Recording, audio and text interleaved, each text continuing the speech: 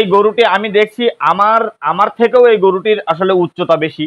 তো আসলে এই গরুটি কত মন ভার ওজন হতে পারে? আমাদের আনুমানিক 16-17 এরকম, 16-17 বেশি হলে 16 থেকে 17 মন ওজন হতে পারে। আমরা হয়তো যেটা একটু কম বলছি আর কি, বেশি হলে আল্লাহর ইচ্ছা হতে পারে, কিন্তু এত বেশি বলবো। এই 2024 সালে যে কোরবানি আসছে, এই কোরবানি ঈদেই আপনি তো এটা বাজারজাত করতে চাচ্ছেন।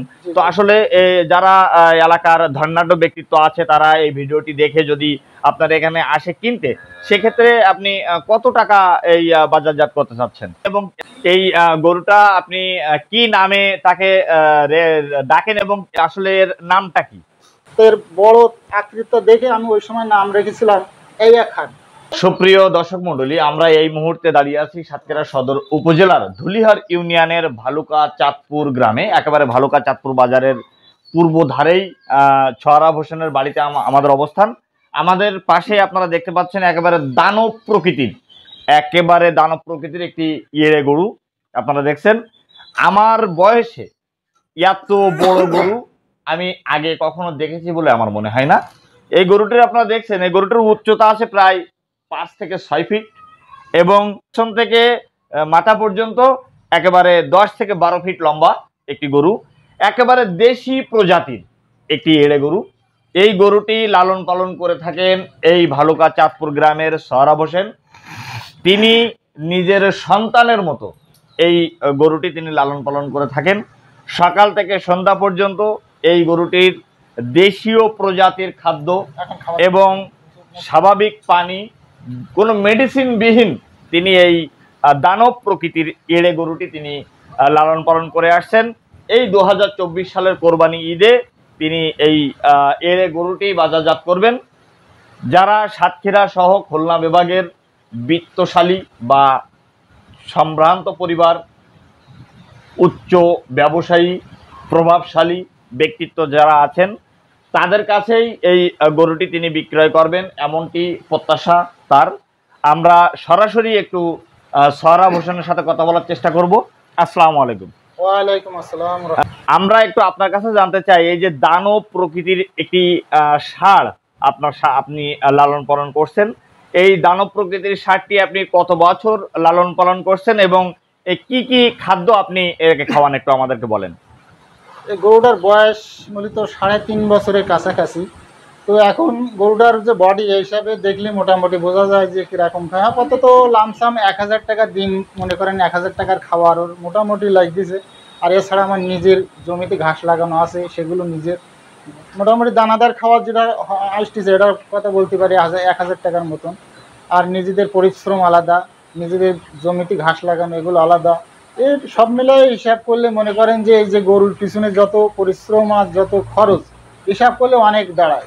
এখন সেটা বললে কেউ দেবে না, আমার যেটা ধারণা, যেহেতু এখন মানুষের কাছে চাইলে মনে করবে যে এরা গরু খুশি মানে অহংকারী করছে, এরকম অনেকে মন্তব্য করে। আর বিশেষ করে সাতক্ষীরা জেলা, সাতক্ষীরা সদর বা আশাশুনি, কালীগঞ্জ, এরপরে খুলনা বিভাগের ভিতরে যারা বড় বড় গরু কেনার ইচ্ছুক আমাদের সঙ্গে যোগাযোগ করবেন। আমাদের এই স্ক্রিনের নিচে আমাদের নিজেদের নাম্বার দেওয়া থাকবে, নাম্বারে যোগাযোগ করলে ইনশাল্লাহ আমাদের সঙ্গে বিস্তারিত জানার জন্য, কথা বলার জন্য যদি কেউ যোগাযোগ করেন ইনশাল্লাহ পেয়ে যাবেন। আর যারা নেবেন প্র্যাকটিক্যাল আমাদের বাড়িতে এসে গরুটা দেখলে আমরা খুশি হব। আপনার কে নেবে কিটা না নেবে আল্লাহ ভালো জানে, কার নসিবে আছে। যেসব মানে সহৃদয়বান ব্যক্তি বড় বড় গরু কেনেন, আমি তাদের উদ্দেশ্যে বলছি আপনারা আসেন, এসে আমাদের গরুটা দেখে মোটামুটি নেন। আর গরুটা মোটামুটি একদম ন্যাচারাল খাওয়ায় এই গরুটা বড় করা। কোনো মেডিসিন টিন কোনো কিছু না, একদম নর্মাল খাওয়াইয়ে গরুটা করা। গরুটা যে বডি ফিট দেখতেছেন, যদি আমরা মেডিসিন করতাম তো আমার মনে হয় এই গরু হিসাবে মোটামুটি অনেক বড় দেখা যেত, যে মানে যে বডি ফিট সেই হিসাবে অনেক বড় দেখা যেত। আমরা ওইসব করি নাই, যেহেতু আমাদের বাড়ির গরু, বাড়ির বাছুর, এই নিয়ে আমাদের ব্যবসা করে খেতে হবে এমন কোনো ইচ্ছা না। যা আশা করি একটা গরু পুষছি, যদি আপনার মোটামুটি আমাদের কথায় সাড়া দিন, তাহলে আগামীতে আবারও গরু পুষার চিন্তা ভাবনা করবো ইনশাল্লাহ। তাই সবার কাছে আমাদের দাবি যে আপনারা আসেন, আমাদের সঙ্গে যোগাযোগ করেন। আমাদের গরুটা 2024 সালে বিচার নিয়াত করেছে, আল্লাহ পাক যেন আমাদের এই নিয়াত কবুল করেন, সকল বলে আমিন। এই গরুটা আপনি কি নামে তাকে ডাকেন এবং আসলে এর নামটা কি? এ মূলত বাবু নামে পরিচিত, বাবু নামে পরিচিত। তবে আমি প্রবাসী থাকাকালীন এই গরুটা হয়, বাছুরটা হয়, মোবাইলে দেখে আমাকে মোবাইলে দেখাইছিল।